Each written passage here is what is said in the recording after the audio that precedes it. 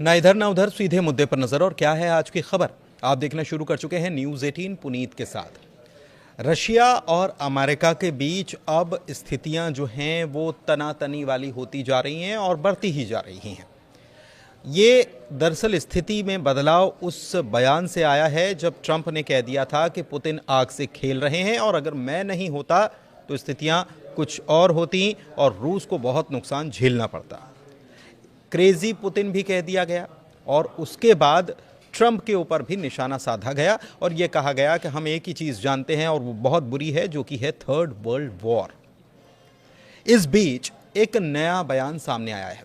Sergei Lavrov रूस के विदेश मंत्री हैं, उनकी तरफ से बयान सामने आया है जिसमें वो ये भारत को आगाह भी कर रहे हैं कि अमेरिका के खेल में मत फंसिए, और साथ ही साथ वो कह रहे हैं कि भारत, चीन और रूस अब तीनों को साथ में आकर खड़ा होना चाहिए।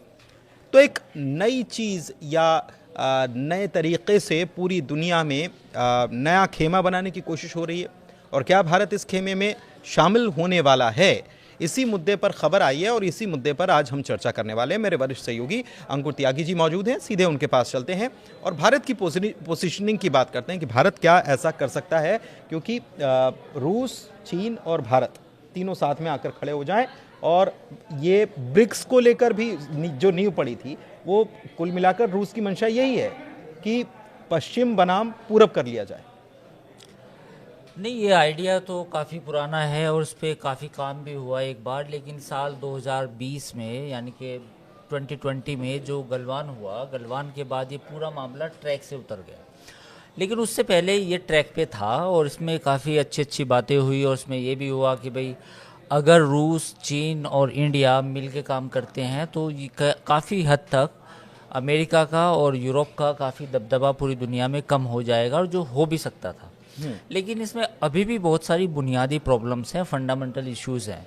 सबसे पहला फंडामेंटल इशू ये है कि जो चीन का इंडिया के साथ डिस्प्यूट है और जो चीन की अपनी सीमा बढ़ाने की एक सनक है, वो कहीं ना कहीं सामने आती है, क्योंकि इंडिया और चीन के बीच में कहीं ना कहीं जो, चाहे वो गलवान का मुद्दा हो या और अरुणाचल का भी मुद्दा चीन उठाता है, तो ये कुछ ऐसे इश्यूज हैं जिनको, जो पूरे इस मामले को वापस बैक ट्रैक पे कर देते हैं।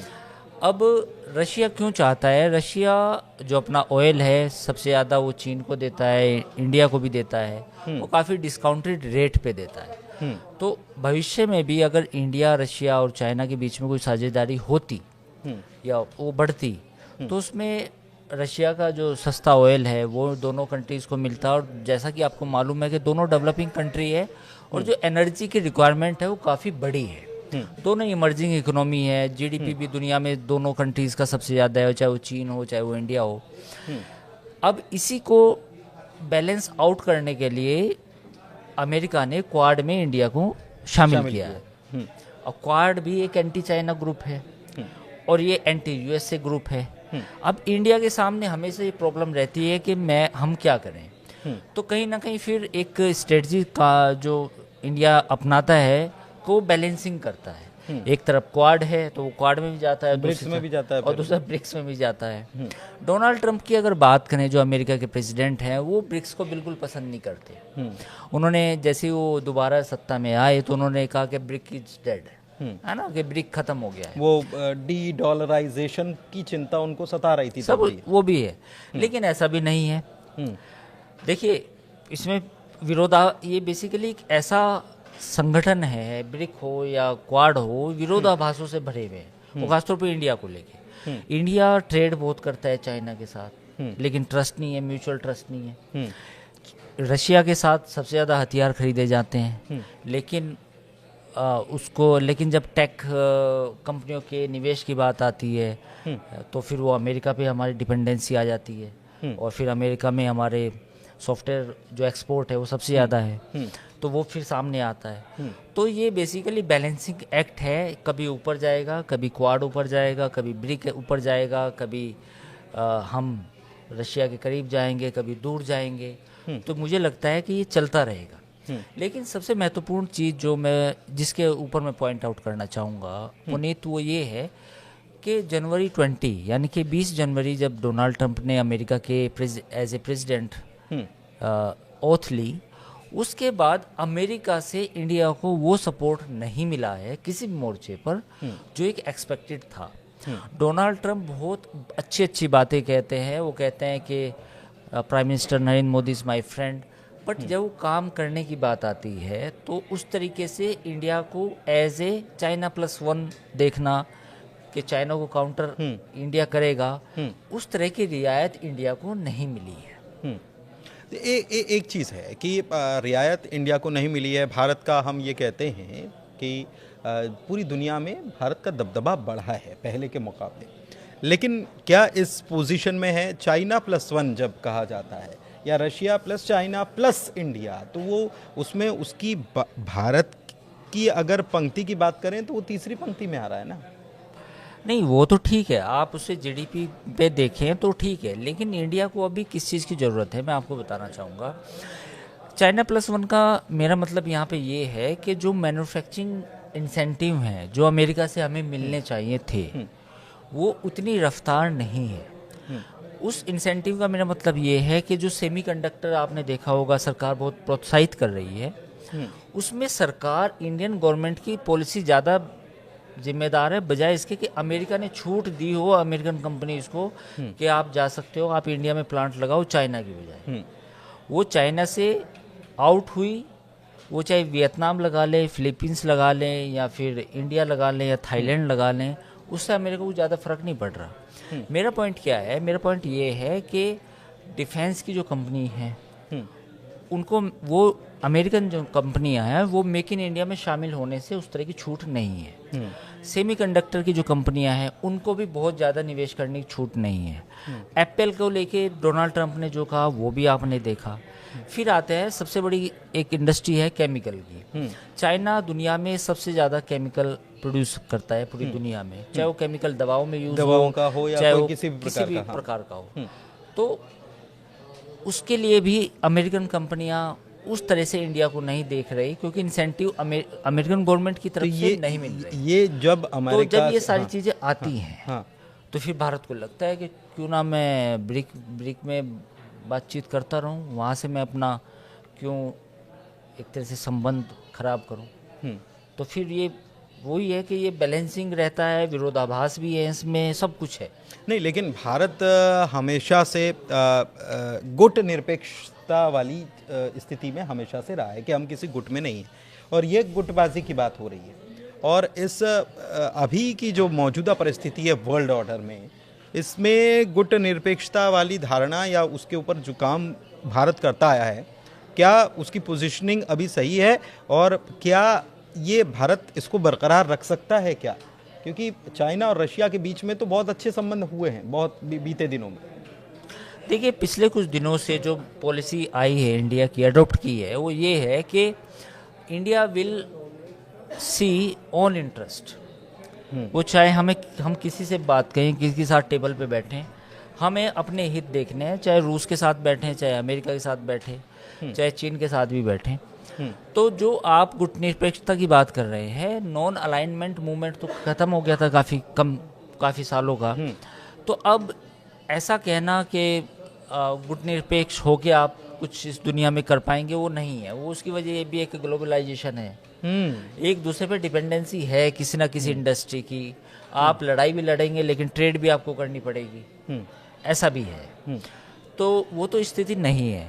लेकिन इंडिया ने जो पिछले 4-5 सालों में जो पॉलिसी है वो ये है कि भाई हम अपने हितों को देखेंगे, यानी कि अपने जहाँ हमें लगेगा कि हमें यहाँ से फ़ायदा है तो हम उन चीज़ों को आगे बढ़ेंगे, चाहे वो किसी के साथ। तो मैं ये आपसे समझना चाह रहा हूँ कि चीन और ख़ास तौर पर रूस, अगर सरगी लावरोव भारत को ये आगाह कर रहे हैं क्वाड के लिए, तो भारत उसका हिस्सा है। वो आगाह भी कर रहे हैं कि आप अमेरिका के जाल में मत फंसो, और दूसरी तरफ वो कह रहे हैं कि हमारी तरफ आ जाओ।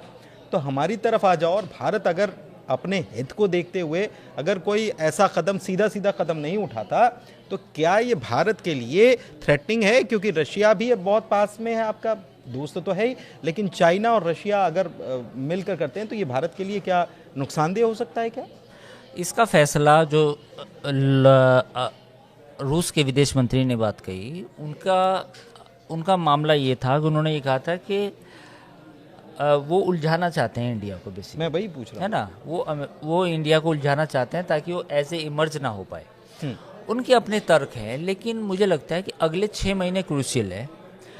इन पिछले 4-5 महीनों में अमेरिका की तरफ से कोई इंडिया को कोई ऐसा इंसेंटिव नहीं मिला। पूरी दुनिया में जो ट्रेड वॉर ये डोनाल्ड ट्रंप ने छेड़ी, उसका भुक्तभोगी हम भी है। तो मुझे लगता है कि अगले 6 महीने डिसाइड करेंगे कि इंडिया और फोर्सफुली ब्रिक में जाएगा, क्वाड से पीछे कदम हटाएगा। क्योंकि अगर अगले 6 महीने ट्रंप की नीतियां ऐसी रही, अमेरिका फर्स्ट और मैं अपना ही देखूंगा, मुझे दूसरे से कोई मतलब नहीं है, तो फिर हो सकता है कि हम भी देखें कि भाई हमें क्वाड से ज़्यादा बेहतर ऑप्शन तो ब्रिक है, हम उसमें काम करेंगे। तो मुझे लगता है कि अगले 6 महीने काफ़ी महत्वपूर्ण है, क्योंकि क्वाड को जो बाइडन की जब सरकार थी उन्होंने इसे ज़्यादा प्रमोट किया था, उन्होंने ज़्यादा उसे बढ़ाया, अभी उसकी मीटिंग्स भी ज़्यादा हुई और फिर सारी चीज़ें थी उसमें। लेकिन डोनाल्ड ट्रंप का जो चाइना को काउंटर करने का एक स्ट्रेटजी है वो भी कि दिखाई नहीं दे रही। केवल ट्रेड वॉर की दिखाई दी कि ट्रेड वॉर हम करेंगे, लेकिन वो भी केवल अमेरिका तक सीमित है। चाइना का एक विकल्प तैयार करना वो इंडिया हो सकता है, उसके बारे में उनका कोई प्लान अभी नज़र नहीं आया। तो जो मैं बात कह रहा हूँ कि अगले 6 महीने, नेक्स्ट 6 मंथ जो है वो काफ़ी इंपॉर्टेंट है, उसमें देखना होगा कि वो कैसे हम रिएक्ट करते हैं। एक चीज़ और है कि नए वर्ल्ड ऑर्डर की बात पहले भी हम वीडियो में करते रहे हैं और विस्तार से इस पर एक चर्चा ज़रूर करेंगे, लेकिन फ़िलहाल में जो रशिया की तरफ से ये चीज़ें आई हैं और आपने पहले बताया भी, इस बात का जिक्र भी किया है कि नए वर्ल्ड ऑर्डर की अगर बात होगी तो ज़्यादा ताकतवर चीन है रशिया के मुकाबले। तो एक नए वर्ल्ड ऑर्डर को तैयार करने की रशिया की ये कोशिश तो नहीं है? शॉर्ट में थोड़ा नहीं, रशिया यूक्रेन युद्ध के बाद अपने आप को ऐसा रिप्रेजेंट कर रहा है पूरी दुनिया के सामने कि मैं कमज़ोर नहीं हूँ, और जो दिखा भी है। भाई अगर यूक्रेन के साथ सीज फायर होती है और उसमें ज़्यादा शर्तें जो हैं रूस की मान ली जाती है, तो ये एक तरह से रूस की जीत होगी, इसमें रशिया की जीत होगी, कोई दो राय नहीं है। अमेरिकन्स या यूरोपियंस कुछ भी कहें, वेस्ट में बैठे डिप्लोमेट्स, थिंक टैंक कुछ भी कहें, लेकिन मेरा मानना है कि अगर सीज फायर होता है और उसमें जो रूस की डिमांड्स हैं वो मान ली जाती हैं, 50% भी मान ली जाती है, तो रशिया को एक सिंबॉलिकली रशिया को एक माना जाएगा कि वो एक पावर है। अब हम दूसरी पावर की बात करते हैं, इकोनॉमिकल पावर, जो चाइना है। चाइना, अमेरिका की जो छटपटाहट है प्रोडक्शन मैन्युफैक्चरिंग को वापस रिवाइव करने की अमेरिका में, उसमें अभी 5 से 10 साल और लगेंगे अगर वो लगातार ये कदम उठाते हैं, तो वरना ऐसी इतना आसान भी नहीं है। देखिए, जो भी लो कॉस्ट मटेरियल है, टेक्सटाइल हुआ, उसमें अमेरिका वहाँ फैक्ट्री लगाने में, फिर उस तरह की वर्कफोर्स तैयार करने में काफ़ी समय लगेगा। अमेरिका ज़्यादा क्या कर सकता है कि जो बड़ी बड़ी मतलब वैसी बड़ी टेक्नोलॉजी होती है उनकी फैक्ट्री लग सकती है। तो मुझे लगता है कि अभी समय अमेरिका को खुद लगेगा चाइना का विकल्प ढूंढने में। चाइना ने पिछले 10 सालों में या पिछले यूँ कहें कि 30 सालों में अपने आप को मैसिव, मतलब जो प्रोडक्शन है वहाँ पे, जो मैन्युफैक्चरिंग होती है, हर चीज़ की मैन्युफैक्चरिंग जो होती है वो मैसिव हुई है, और सबसे बड़ा मार्केट अमेरिका की बजाय बदली है दुनिया में, मतलब अमेरिका की बजाय अफ्रीका है।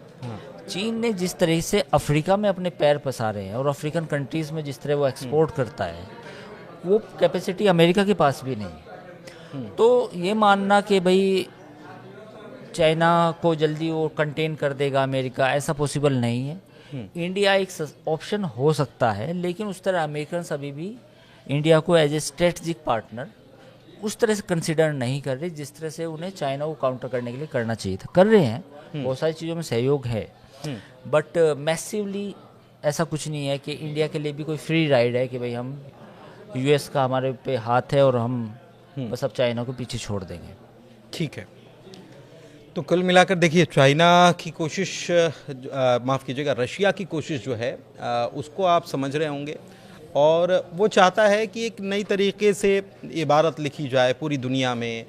और रशिया अपने आप में मजबूत मुल्क है आर्थिक रूप से, अगर चाइना को भी देखा जाए तो हम बताया ही, हमने चर्चा में पता भी चला कि चाइना की ताकत कितनी है और अमेरिका की स्थिति अभी क्या है, और ऐसे में भारत क्या करेगा। रशिया ने पासा तो फेंका है, लेकिन अगले 6 महीने बड़े क्रूशियल हैं ग्लोबल वर्ल्ड ऑर्डर में, और उसमें बड़ी उथल पुथल, क्वाड वर्सेस ब्रिक्स जो करने की कोशिश रशिया कर रहा है, क्या वो होगा या भारत का मूव क्या होगा, इस पर नज़र बनी हुई है। फिलहाल चर्चा में इतना ही। कैसी लगी चर्चा ज़रूर बताइएगा और हमारे चैनल को लाइक कीजिए, सब्सक्राइब कीजिए। धन्यवाद।